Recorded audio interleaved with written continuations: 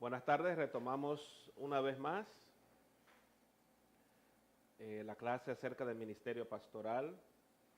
Yo he estado tratando de poner un cimiento, un fundamento en estas dos primeras secciones y aún en esta tercera.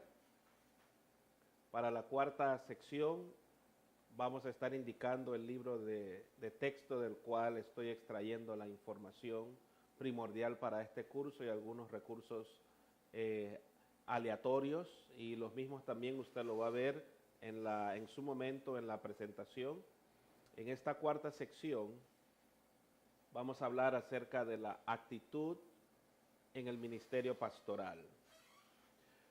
Pero antes de decir eso, quiero introducir un concepto que en la cuarta sección que veremos después voy a estar trabajando más.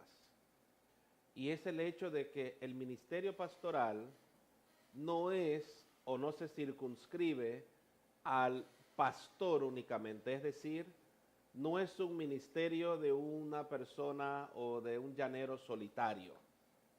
El ministerio pastoral, si bien es cierto, el pastor que tiene un llamado de Dios, es un recurso de Dios y está llamado a cuidar y a ser buen mayordomo de los recursos de Dios dentro del cuerpo del Señor y ayudarles a crecer. Justamente esos otros recursos deben colaborar en conjunto con el pastor, y eso en sí, en su conglomerado, forma lo que pudiéramos llamar el ministerio pastoral. Entonces, dicho eso, debemos comprender y entender la importancia de la actitud de toda persona involucrada en el ministerio pastoral, cómo eso puede afectar la vida de otros o cómo puede impactar. Y quiero empezar diciendo lo siguiente, y es un texto bíblico que todos conocemos.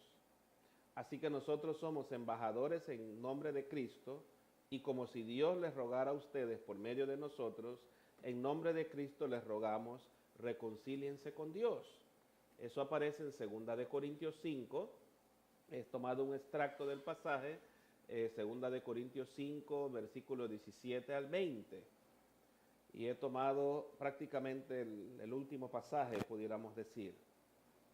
Pablo está diciéndole a los de Corinto que son embajadores. ¿Qué es un embajador?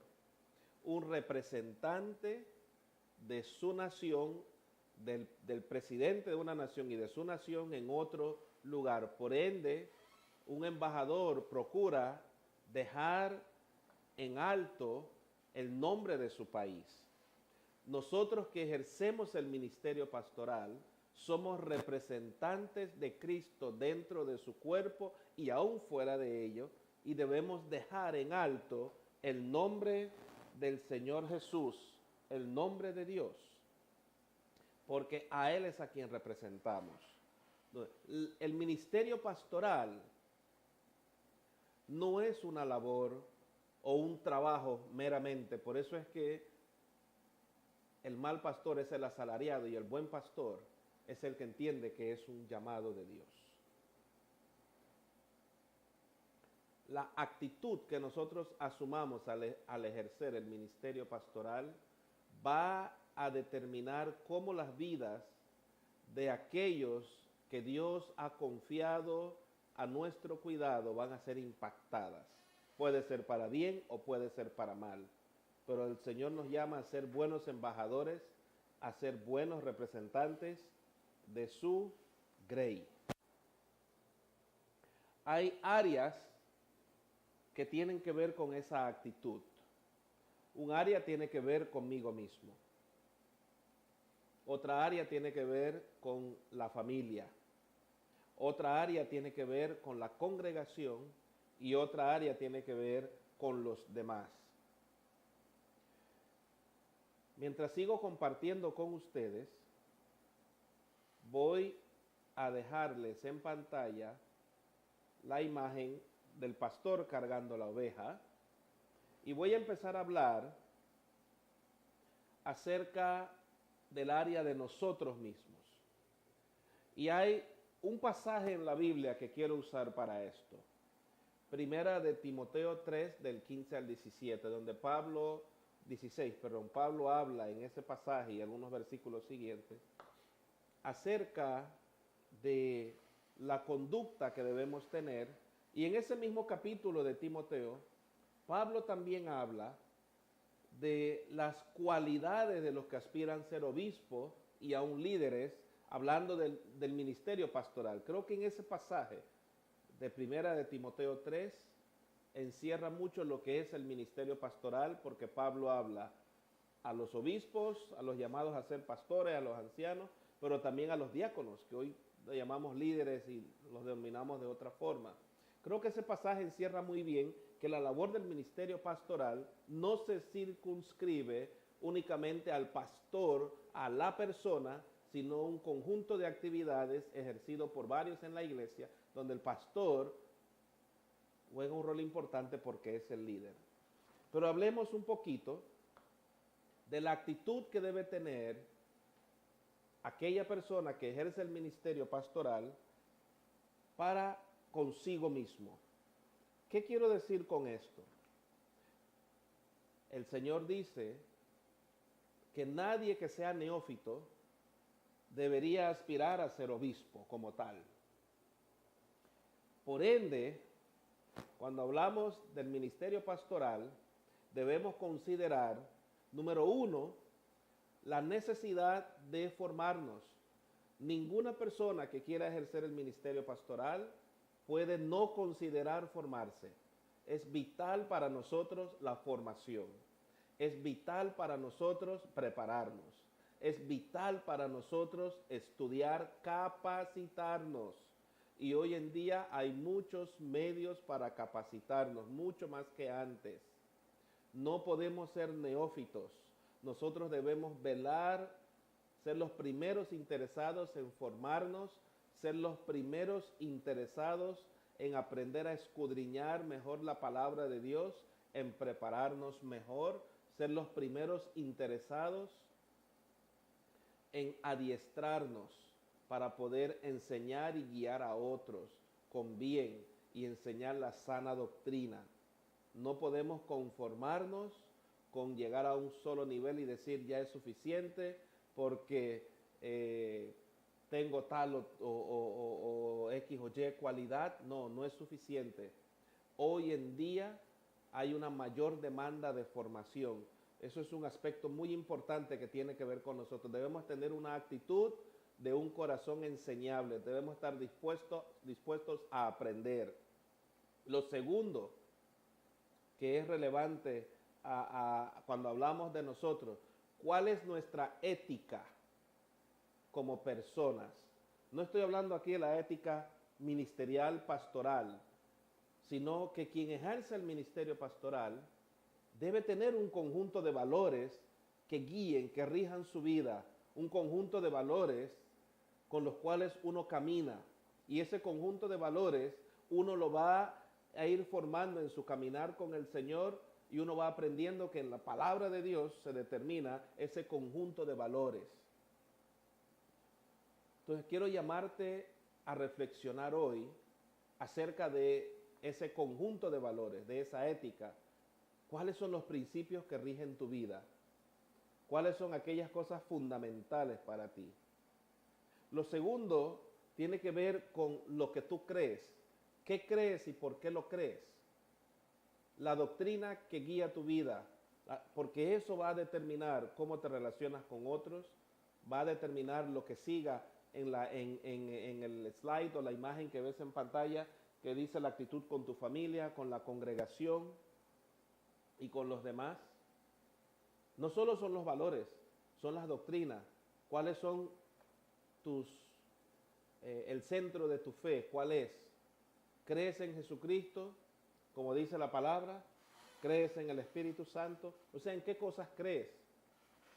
Es muy importante, es relevante eso al ejercer el ministerio pastoral.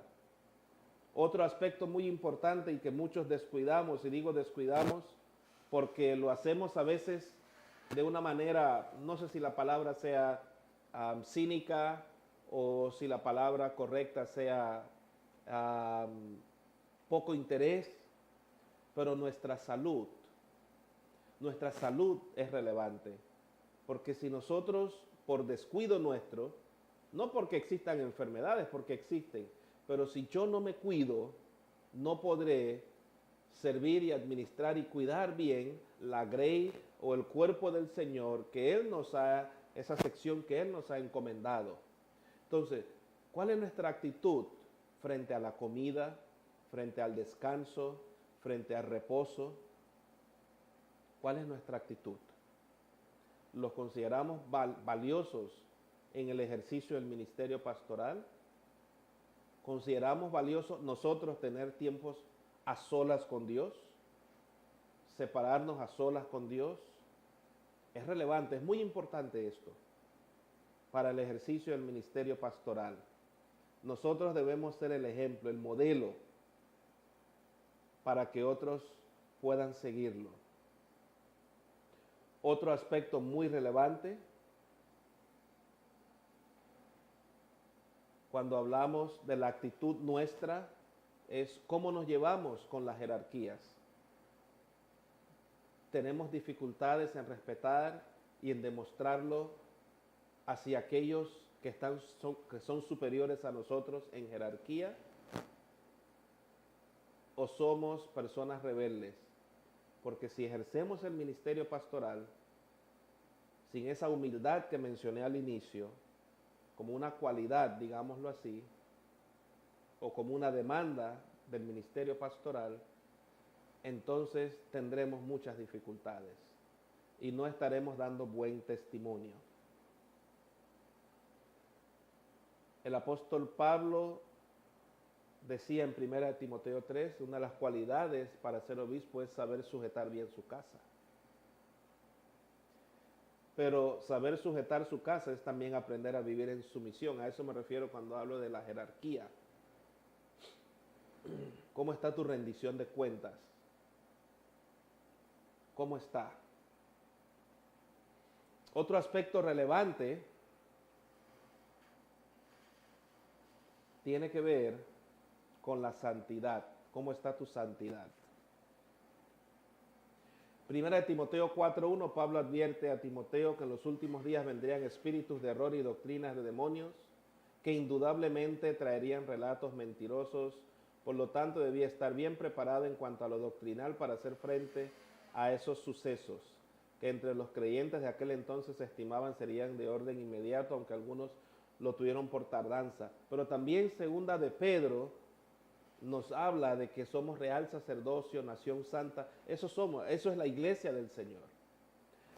Pero mi pregunta para ti es: ¿cómo está tu santidad? Aquel que ejerce el ministerio pastoral no solo debe ver la santidad como un concepto o como algo para enseñar a otros, sino debemos vivirlo. Debemos vivir la santidad. Lo que vemos, lo que hablamos, lo que oímos, lo que hacemos, cómo tratamos nuestro cuerpo como templo del Espíritu Santo. Es muy importante. ¿Cómo actuamos con nuestras familias? ¿Qué importancia juega nuestra familia en el ministerio pastoral? ¿Qué relevancia tiene? ¿Le damos el valor que es? Nosotros amamos a nuestros hijos y les enseñamos obediencia con nuestro ejemplo para que ellos puedan obedecer y respetarnos y amarnos. Los educamos tanto en la práctica como en la teoría en relación a la palabra de Dios, que es una palabra viva y eficaz. ¿Cómo son nuestras relaciones con el resto de la familia, que no sea ni mi esposa, ni mis hijos o hijas, sino mis hermanos, mis primos, tíos, abuelos, otros parientes? ¿Cuál es tu relación con ellos, con esa familia extendida? Ellos te ven como un modelo de esposo, de varón, de hombre para tu casa, o tú eres el pastor o el líder, pero que para ellos no representas esa imagen. es muy relevante la actitud de todo aquel que ejerce el ministerio pastoral. Es muy relevante, muy, muy, muy relevante. Cómo te llevas con tu familia, cómo te conduces, cómo te comportas. El siguiente punto, con la congregación. ¿Cuál es tu actitud frente a la congregación? Ahora hablemos de ti como alguien que ejerce el ministerio pastoral. Puede ser un líder, puede ser un pastor, puede ser alguien que ejerza un ministerio evangelista, misionero, no importa. ¿Cuál es tu ética ministerial? ¿Tienes un plan, una lista que hable de tu ética ministerial? Creo que es importante que vayas pensando en eso. Así como debe haber una ética personal, debe haber una ética ministerial. ¿Cómo te vas a relacionar con los otros pastores? ¿Cómo te vas a relacionar con tus líderes en la iglesia? ¿Cómo te vas a relacionar con la congregación? Cuando llegamos a la hora de dar consejerías, ¿cómo lo vas a hacer si tienes que atender a un niño, a una mujer sola? Son cosas que necesitas definir esa ética ministerial. O si es una pastora y va a dar consejería solo a un varón, ¿es recomendable, no es recomendable? Igual del hombre hacia la mujer, viceversa. O cómo hacerlo si llegase a haber esa necesidad urgente. ¿Cómo hacerlo sin ser imprudente, guardando el testimonio fiel? ¿Cuál es tu código ético como pastor? ¿Cómo vas a tratar a las ovejas? ¿Cómo vas a tratar a aquellos que están bajo tu cuidado? ¿Cómo vas a actuar con ellos? ¿Cómo vas a prepararte para la enseñanza? ¿Cómo vas a instruir a la iglesia? Es muy relevante. Es muy relevante para el ministerio pastoral esto. Y a veces no consideramos esas cosas, pero todo eso forma parte del ministerio pastoral. Es un paquete entero, es un paquete completo. Y necesitamos comprender que no son áreas aisladas. A veces creemos que el ministerio pastoral es solo pararse en el púlpito. El ministerio pastoral es mucho más que eso. La predicación es una parte del ministerio pastoral. Pero hay mucho más que involucra el ministerio pastoral. Aún en la comunidad, no la comunidad eclesial, la comunidad donde vives o donde la iglesia está, donde uno se desenvuelve. ¿Cuál es la imagen que tienen de la iglesia? Porque esa imagen, disculpe, todo aquel que practica el ministerio pastoral, un pastor, un líder, influencia en la imagen que la iglesia va a tener en la comunidad. Influencia mucho en eso.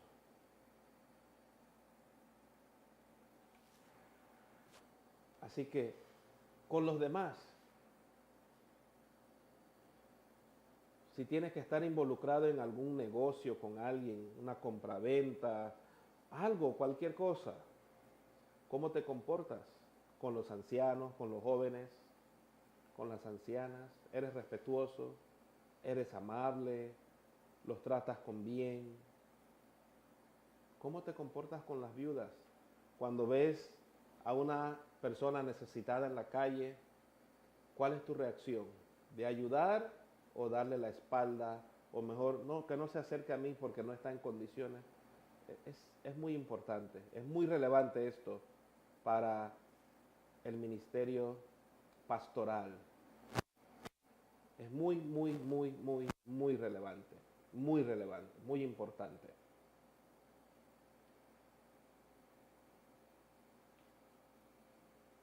Primera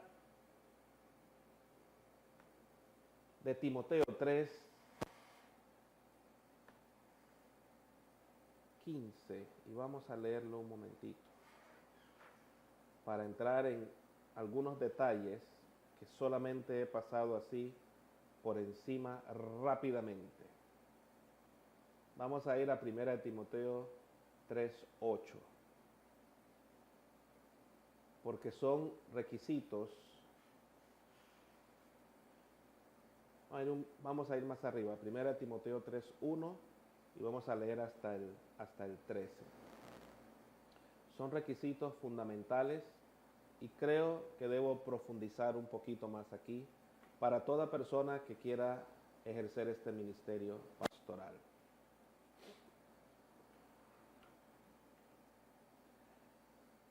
Número 1, dice el apóstol Pablo a Timoteo: si alguno anhela ser obispo, desea una buena obra. Es decir, es bueno ser pastor, es bueno, muy bueno. Pero es necesario que el obispo sea irreprensible y que tenga una sola esposa. Es decir, alguien respetable, alguien sin tacha, alguien que no sea buscapleito, que tenga una sola esposa, una persona que sea sobria, no solo que no tome, que no ande borracho o de borrachito por allí, sino que todo el que ejerce el ministerio pastoral debe tener dominio propio. No debe ser altanero, no debe ser orgulloso, debe ser prudente en su manera de hablar, decoroso, que vista bien, hospedador, apto para enseñar. Por eso es necesario capacitarse. Dije: no afecto al vino, no pendenciero, no codicioso de ganancias deshonestas. El que ejerce el ministerio pastoral debe tener presente que eso riñe con la avaricia y con todo lo que eso conlleva, la lujuria y todo. No podemos ser codiciosos de las ganancias deshonestas, no podemos ser codiciosos de extraerle plata a la gente usando el evangelio para ello. Eso riñe con la labor a la cual hemos sido llamados a ejercer como ministros del Señor, como pastores de la grey, de la congregación. Debemos ser amables, debemos ser gente de paz, no amantes del dinero, que gobernemos bien nuestras casas, que tengamos a nuestros hijos en sujeción, y debemos ser gente honesta, pues el que no sabe gobernar su propia casa, ¿cómo podrá cuidar de la iglesia de Dios? No debe ser un neófito, es decir, no debe ser alguien que no conozca, ya lo he mencionado, porque cuando uno no conoce, uno puede cometer el error de muchos, y aquí parafraseo lo que dice la Escritura, dice: no sea que se envanezca y caiga en la condenación del diablo, se vuelve uno altanero al no tener el conocimiento adecuado. Puede uno pensar que son por los poderes o por el don que Dios me ha dado, que las cosas están saliendo bien, y uno se vuelva vanidoso. Dice: y que tenga buen testimonio de los de afuera, para que no caiga en descrédito y en los lazos del diablo. ¿Cuán importante es? Primera de Timoteo 3:8 al 13 habla casi los mismos requisitos. Así que por eso el ministerio pastoral no solo se circunscribe al pastor como tal, al pastor como figura, sino mucho más allá.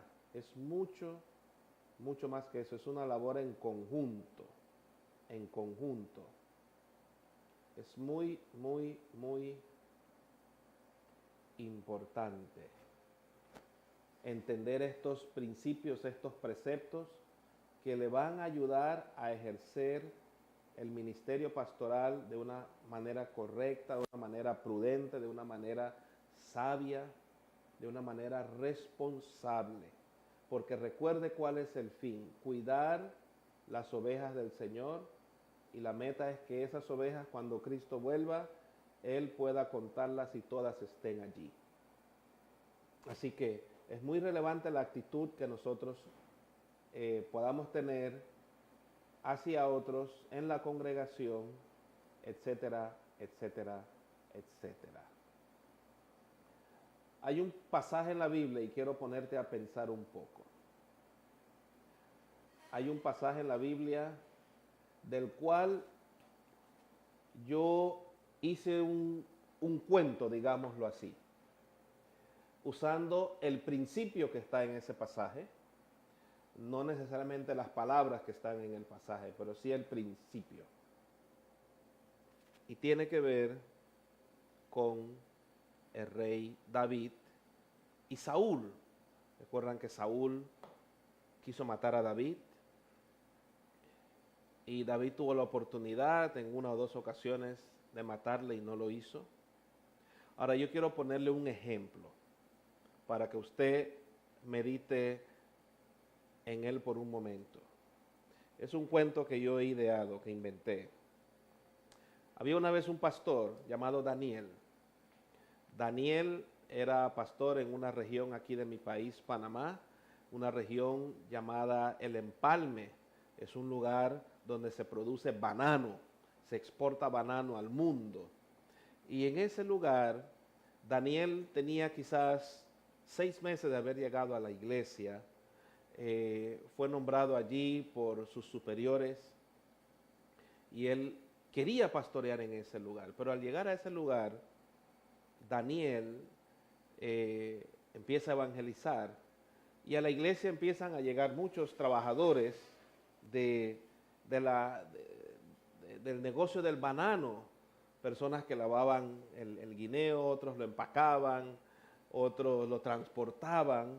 Esas eran las personas que empezaron a llegar a la iglesia que pastoreaba Daniel y su familia, su esposa Diana y sus 2 hijos. Un día Daniel se le acerca a uno de los trabajadores para quejarse de la injusticia que están viviendo en el lugar donde trabajaban, de cómo pasaban horas trabajando, 3, 4 horas a veces, y no les pagaban lo que se debía pagar. Pero da la coincidencia que los que eran supervisores y algunos gerentes en esas plantaciones de banano conocían al superior de Daniel y eran personas que aportaban dinero para la obra. Incluso de esos dineros a Daniel lo sustentaban, de ese dinero que entraba.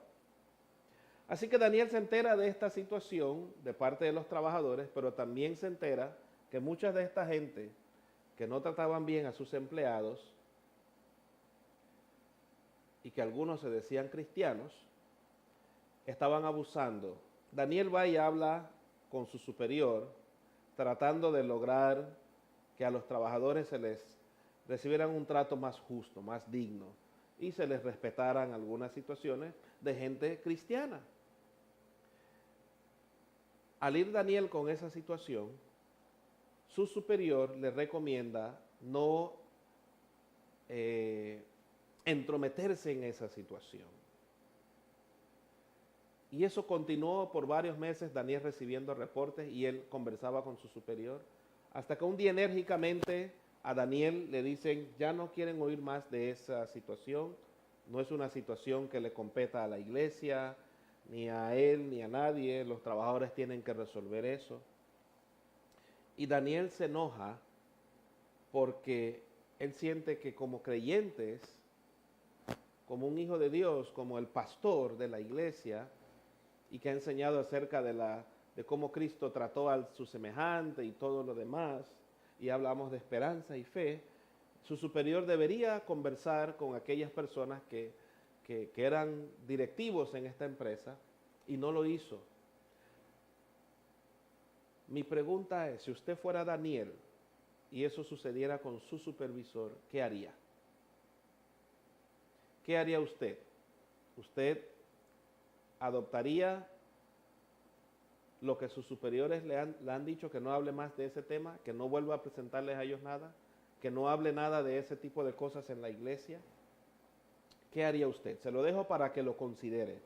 Ese ejemplo que parece tonto o sencillo, algo, va a ayudarle a pensar en cuanto a su espíritu de sumisión y en cuanto al respeto a la autoridad y otros factores. Espero que ese cuento le ayude a reflexionar en cómo usted percibe a la autoridad, en qué cosa es correcto hacer o qué no es correcto hacer. Eso tiene que ver con su ética personal, ministerial, tiene que ver con la palabra de Dios, tiene que ver es a quién le debemos sumisión o no le debemos sumisión, a respeto a nuestros superiores, a tener sabiduría para actuar. Es un ejemplo que, aunque sencillo, conlleva muchas aristas y nos puede llevar a hacernos muchas preguntas. Porque cuando hablamos del ministerio pastoral, muchas personas lo limitan al hecho del pastor como tal haciendo una labor dentro de una estructura. El ministerio pastoral es mucho más que eso, le insisto. Y yo he tratado de hacerle a usted pensar en este día acerca de ello. Le he dado un relampagazo, le he dado un flash, le he dado un vistazo. Pero a partir de la cuarta sección vamos a ir viendo algunas cosas más profundamente. Y es mi intención poder completar 8 horas de esta grabación que espero sea de bendición para usted. Y vamos a ver si con todo el material que hay podamos lograrlo de manera que usted sea bendecido. En estas 3 primeras secciones ha sido un relampagazo. Así que a medida que vamos avanzando, es posible que algunos conceptos voy a volver a tocarlos, pero para profundizar. Y habrán otros conceptos, otras aristas que no hemos visto hoy. Porque es muy intensa esta sesión de el ministerio pastoral. Hay muchas cosas por cubrir.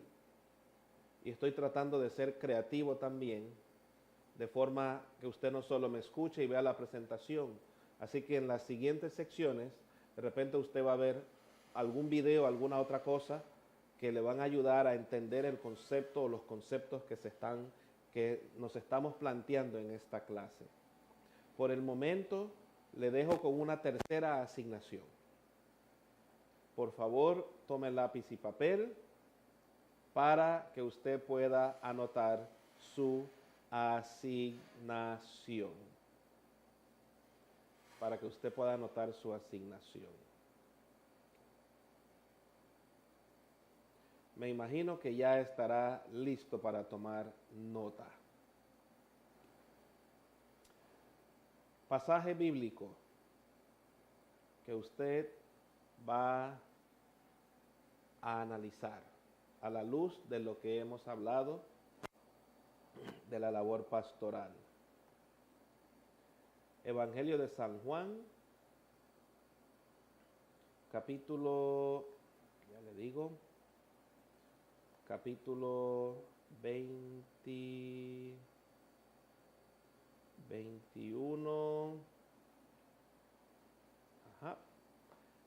21, verso 4 hasta el versículo 8. Van a leer ese pasaje y lo que quiero que me digan en la tarea, el escrito puede ser un párrafo, 2 párrafos, lo que su reflexión lo lleve. ¿Qué relación tiene ese evento, lo que hizo Jesús, qué relación tiene eso con el ministerio pastoral? De todo lo que hemos hablado hoy, ¿qué relación guarda ese pasaje, Juan 21, verso 4 al 8, con el ministerio pastoral? Que el Señor le bendiga y continuaremos en otro día para culminar las grabaciones de esta enseñanza.